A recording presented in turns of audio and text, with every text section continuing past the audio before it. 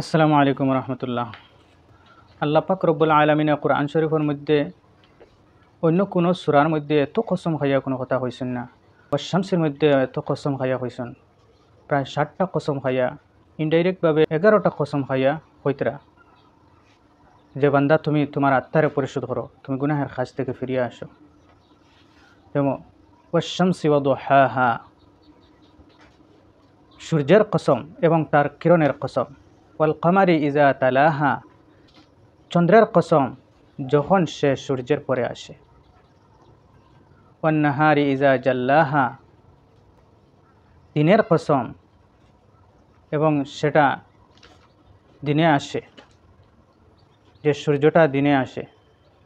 ওয়াল লাইলি ইজা ইয়াগশাহা, আর রাত্রের কসম যখন সূর্যকে ঢেকে রাখে। ওয়াস সামাই ওয়া মা বানাহা, আকাশের কসম এবং আকাশ বানানেওয়ালার কসম।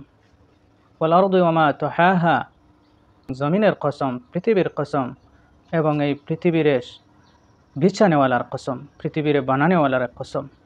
ওয়া নাফসিন ওয়া মা সাওয়াহা, প্রত্যেক নফসের কসম এবং নফসরে, প্রত্যেক আত্মাকে সুঠামভাবে বানানেওয়ালার কসম।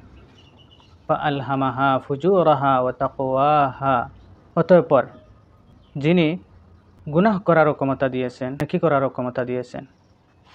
ক্বাদ আফলাহা মান যাক্কাহা, ওই ব্যক্তি সফলতা অর্জন করল যে তার আত্মাকে পরিশুদ্ধ করতে পারল, যে নিজের গুনাহ থেকে বাঁচতে পারল, যে তার ভুল বুঝিয়া আবার গুনাহের কাজ ছেড়ে দিয়া নেকির দিকে ফিরে আসতে পারল, সেই সফলতা অর্জন করল।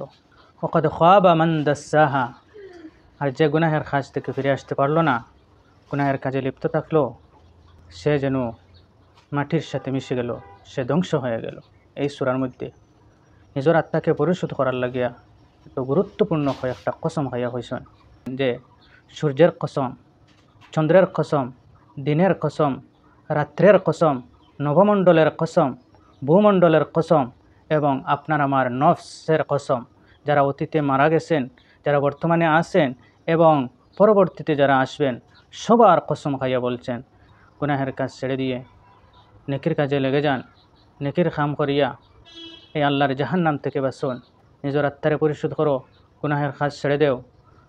এত গুরুত্বপূর্ণ একটা কথা হওয়ার পরেও যদি আমরা বুঝতে পারি না যে আমরার দিলটা কি একজন মুমিনের লাগে সর্বোত্তম লগিয়া, সে তার আত্মাকে পরিশুদ্ধ করতো, সে নিজে বিবেচনা করতো, চিন্তা করতো যে আমি কোন কাজে কিভাবে আমি চলি, আর আমার রবে কী আদেশ দিছেন, আমি আমার রবের আদেশ পালন করি আর কিনা।